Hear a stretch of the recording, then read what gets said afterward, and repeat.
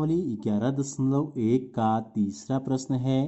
जैसा कि आरेख में दर्शाया गया है, एक बगीचे का आकार मध्य में आयताकार है और किनारों में अर्धवृत्त के रूप में है।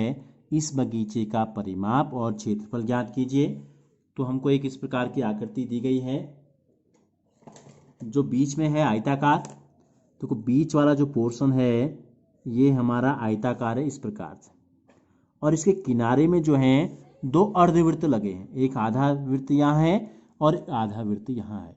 हमें इस आकृति का क्षेत्रफल भी बताना है और परिमाप भी बताना है।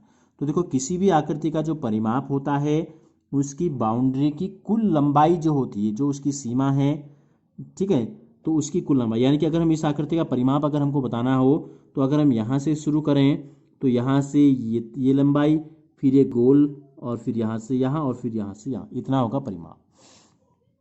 अब ये पूरी जो लंबाई हमको दी गई है कितनी है, 20 मीटर है, और ये चौड़ाई है ये 7 मीटर है।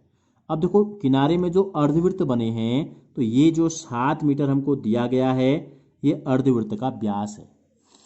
वृत्त का व्यास को हम बोलते हैं डायमीटर डी। तो डी की जो वैल्यू हमको दी गई है वो है 7 मीटर, ठीक है। तो त्रिज्या क्या होती है, त्रिज्या जो होती है वो हमेशा व्यास का आधा होती है। तो व्यास का आधा यानी कि 7/2 मीटर, या हम इसको बोल सकते हैं 3.5 मीटर, ठीक है। 2 का भाग अगर 7 में देंगे तो 2 3 6, 1 बचेगा, 10 लगा के 2 पंजे 10 हो जाएगा। तो अब ये कोई भी अगर वृत्त होता है, जैसे यहाँ पर हम देखें कोई भी वृत्त है, एक वृत्त हमने यहाँ पर ले लिया, ये अगर इसका व्यास है तो ये त्रिज्या होती है इतनी, ये जो लेंथ है ये क्या होती है, त्रिज्या। तो इसका व्यास अगर इसकी ये पॉइंट अगर ये हम ले लें, इसका आपका केंद्र ले लें, तो ये दूरी जो है ये कितनी है, ये है 3.5। इसी प्रकार चूंकि इसका व्यास भी 7 मीटर है, इसका व्यास भी 7 मीटर है, तो इसकी त्रिज्या भी कितनी हो गई, 3.5 मीटर हो गई, ठीक है। तो ये पूरी लंबाई हमको दे रखी 20 मीटर। अब इसमें से 3.5 इधर कम कर देंगे, 3.5 इधर कम कर देंगे, तो आयत की लंबाई हमको पता चल जाएगी, ठीक है। तो यहाँ लिखेंगे आयत की लंबाई, आयत की जो लंबाई है एल, हम अगर इसको माने तो इसका जो मान होगा कितना आएगा, 20 मीटर। तो ये पूरा यहाँ से यहाँ तक है, इसमें से 3.5 यहाँ कम कर देते हैं, 3.5 मीटर, और 3.5 इस कोने में कम कर देते हैं, 3.5 मीटर। तो कितना हो जाएगा, ये हो गया 20 मीटर में से 3.5 और 3.5 हो गया 7 मीटर, कम कर देते हैं तो ये हमको मिल गई 13 मीटर। यानी कि ये जो लंबाई है कितनी है, 13 मीटर हो गई। तो ये ऊपर वाली भी कितनी हो जाएगी, 13 मीटर हो जाएगी। अब हमको इस आकृति का निकालना है परिमाप, ठीक है। तो यहाँ से यहाँ तक की दूरी 13 मीटर, यहाँ से यहाँ तक की दूरी 13 मीटर। अब बचा क्या, आधा गोल चक्कर इधर का ये बचा, और आधा गोल चक्कर इधर का ये मिला, ठीक है। तो ये क्या है, आधा जो गोल चक्कर है ये क्या कहलाएगा, ये कहलाता है वृत्त की परिधि होती है। पूरी गोल एक चक्कर जो होता है वृत्त की परिधि होती है। अगर हम इस प्रकार से देखें, अगर हम इन दोनों वृत्तों को चिपका दें, माना आधा ये है आधा ये है, और ये दोनों की त्रिज्या एक ही है तो साइज बराबर होगा, तो ये पूरा एक वृत्त बन जाएगा। तो अगर इन दोनों को एक साथ जोड़ दें तो इसको हम बोलेंगे वृत्त की परिधि। नहीं तो क्या हो जाएगी, केवल अगर इतना पोर्शन जोड़ेंगे तो इसको बोलेंगे वृत्त की अर्ध परिधि, ठीक है, यानी कि परिधि का आधा। वृत्त की परिधि होती है 2πr, तो 2πr का कितना आधा कितना होगा, 2πr/2, यानी कि πr हो जाएगा, ठीक है। तो हम निकालते हैं जो आकृति हमको दी गई है आरेख, इस आकृति का परिमाप निकालते हैं पहले, ठीक है। आकृति का परिमाप, तो आकृति का परिमाप क्या हो जाएगा, देखो एक एल ये है, एक एल ये है, एक परिधि का आधा ये है, परिधि का आधा ये है। तो ये लिख लेते हैं एल प्लस देखो पूरे वृत्त की परिधि होती है 2πr, तो इस 2πr का केवल आधा वृत्त है तो 2/2। इस परिधि का भी, इसका भी परिधि कितनी होगी 2πr, इसका भी आधा कर दें तो 2/2। 2 से 2 कट गया, 2 से 2 कट गया, हमको क्या प्राप्त हुआ, एल धन एल 2l, और πr धन πr 2πr। तो ये हो गई इसकी इस आकृति का परिमाप। इसका मान निकालना पड़ेगा, बराबर की जगह बराबर रख लेते हैं।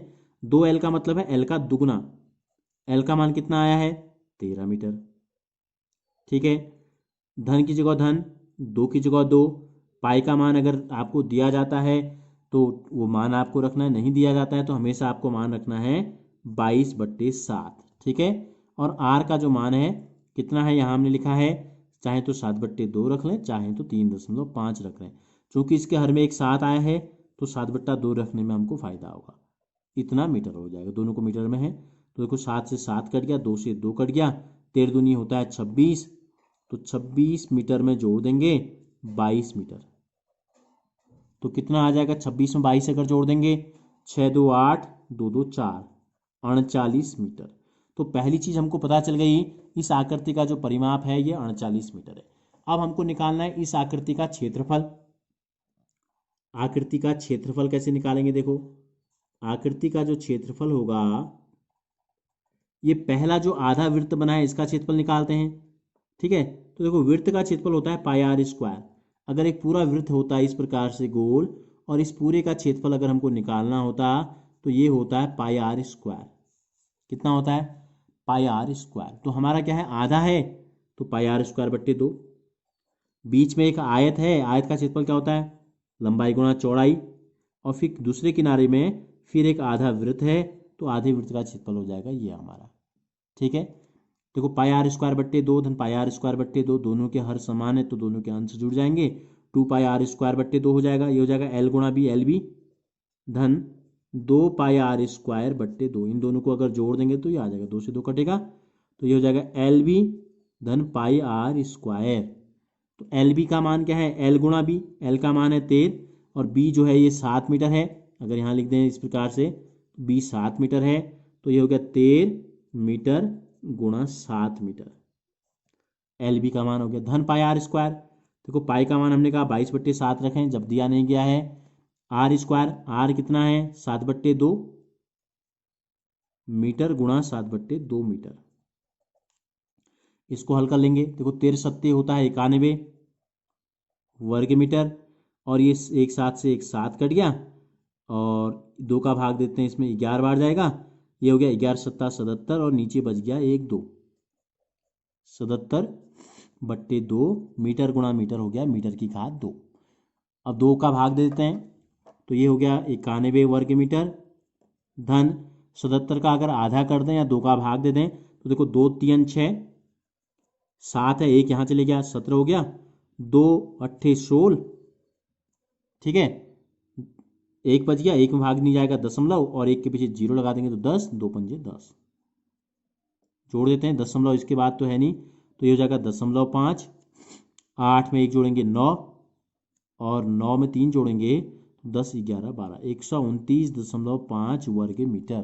तो इस प्रकार से इस आकृति का जो क्षेत्रफल आया, आयत का क्षेत्रफल लंबाई गुणा चौड़ाई धन दोनों वृत्तों आधे वृत्तों को मिलाया तो एक वृत्त बन गया। तो यहाँ अगर डायरेक्ट हम देखें तो इसको हम बोल सकते हैं आयत का क्षेत्रफल धन वृत्त का क्षेत्रफल। आयत का क्षेत्रफल लंबाई गुणा चौड़ाई हमने मान रख दिया, पाई आर स्क्वायर का मतलब है पाई का मान 22/7, आर गुणा आर रख दिया, और इसको हल किया, 7 से एक 7 कट गया, और ये बट्टे 2 है, 1 2 से 11 बार गया, 11 7 77, और बच गया नीचे 2। ठीक है, तो इसको हल करके हमको प्राप्त हो गया 129.5 वर्ग मीटर।